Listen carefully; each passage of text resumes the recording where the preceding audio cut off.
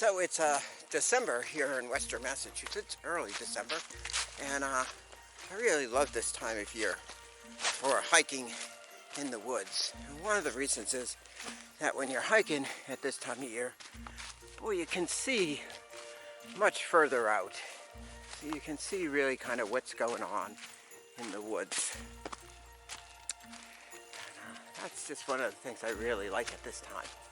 So we're hiking on the Appalachian Trail from Route 23 to US 7, that section of the trail. And there's a view. That's a 3-mile pond down there and a little marsh out through that area. And in the summertime, you just would never catch that type of view. So we're going to walk around and see what we can figure out about this time of year. So most of what we're looking out here are oak. There's a few hickory and maple out there. There's probably a little bit of birch out there as well, maybe some cherry as well. And as we look around, we see they've lost all their leaves. And the reason they do that is water. You know, in the wintertime, the water from the roots has frozen up. And now there's no way that they can provide the nutrients or the water to the leaves to keep photosynthesis going. You know, when we think of a tree, we should really think of a straw. And that's kind of how trees work. The leaves at the top of the tree act kind of like a siphon, pulling water from the roots up the tree. So if we think about the surface of a leaf, well, particularly the undersurface of a leaf, on the underside of the leaf there are small tiny openings in the leaf's surface. And what will happen is water will get from the inside of the tree, water will get to one of those openings. And because of the heat in the atmosphere, that water will evaporate. We call that process evapotranspiration, kind of like the way people sweat. Trees kind of go through that same process. The water gets to the surface and then it evaporates away. And in that process, that energy pulls along the next drop of water, which then pulls water up to it, and slowly the water is pulled from the roots all the way to the leaves at the top of the tree, so that all the leaves can get the water that they need for photosynthesis. Now in the winter, when the water in the soil freezes, that source of water becomes unavailable. And so for deciduous trees like oaks and cherries, they lose the leaf to protect themselves from an excessive loss of water. So what a tree will do is it'll form kind of a corky end to the leaf, and that cork will block the water from the leaf, and the leaf will eventually wither and die. And that way the tree can be sure that it's not going to lose water during the wintertime, and it'll be all set when spring comes to send out new leaves. Not all trees do that. As we walk through the forest, we'll sometimes find these shrubs like rhododendrons and mountain laurels. And rhododendrons and mountain laurels, they're evergreens. They're going to hang on to their leaves all year long. So they do that by that waxy coating that we've already kind of talked about. But they also do it when it gets really cold. They'll curl up to protect the stoma inside, to make it a little bit harder for that water to be evaporated off the leaf. So they've adapted to cold weather, and because of that, they can, well, keep some of their leaves throughout the year. Gives them a nice little boost in the spring. When it warms up again, they can get to producing their flowers pretty quick. Here are some. They look pretty wilted, these young versions of the plants, but you know, they're just drooping those leaves so that they can protect it from the cold weather and particularly the wind. Even some of the smaller plants will hang on to their leaves throughout the winter, again, to give themselves a boost. Here we have wintergreen, and you can see quite a bit of it. Still, they're all hanging on to their leaves, and they'll keep those leaves throughout the year. So in the spring, when it's time to produce flowers, they'll be all set to go. Here we have trailing arbutus, or Mayflower, the state flower of Massachusetts. And this is another small plant. It's called a subshrub. So it has a woody stem that runs along the ground, and the leaves come up from that stem, and it does not lose its leaves. However, it will lose these leaves.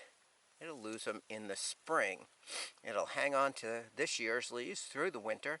If it's warm and sunny enough, it will go through photosynthesis and make sugars and nutrients.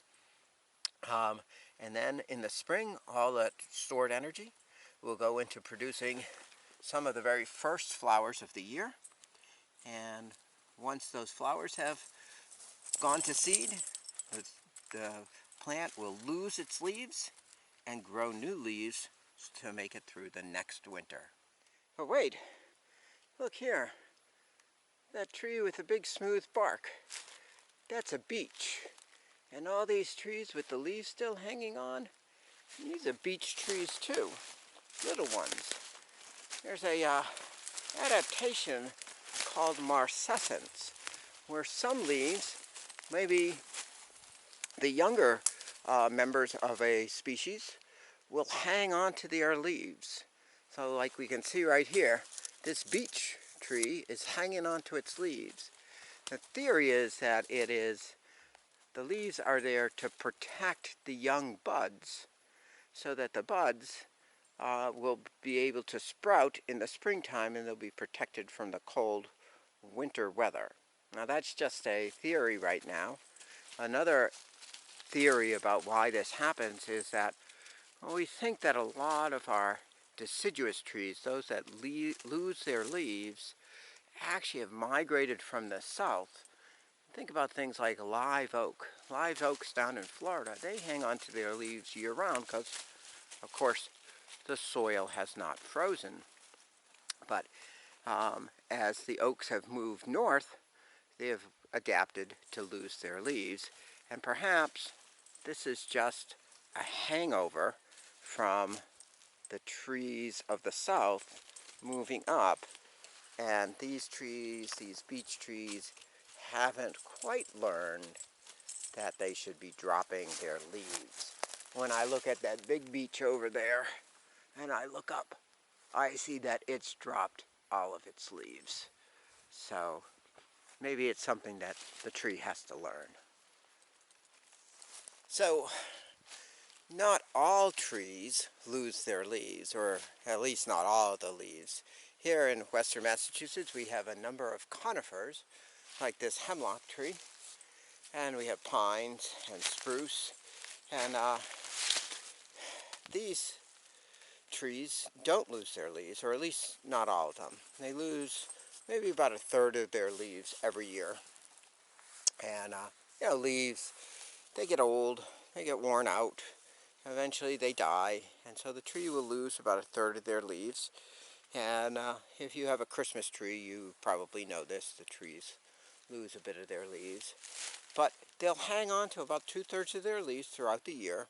But as we've talked about, water is in short supply in the wintertime, so what might be going on? Well, these conifers, or evergreens, have come up with a few adaptations that allow them to keep their leaves. And the reason they do that is because, well, in the wintertime, there's less moisture in the air, and the sun can be pretty bright, and therefore photosynthesis can take place throughout the year. And so conifers are trying to take advantage of that, but because of the stress it places on the tree's water supply, they've done a few things to protect themselves. One is that they've made themselves really small. The leaves are really, really small, particularly surface area to volume.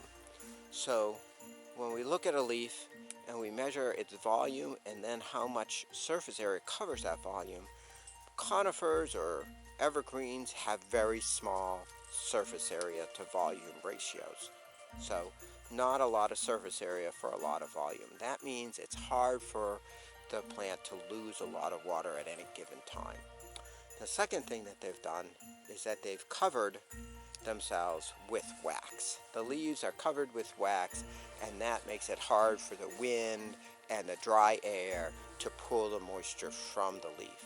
And because of these two adaptations, conifers like this hemlock and these pines up here behind me are able to survive the winter, maybe even do a little bit of photosynthesis during the winter, and therefore be ready come springtime to get a burst of energy and start the process of growth again.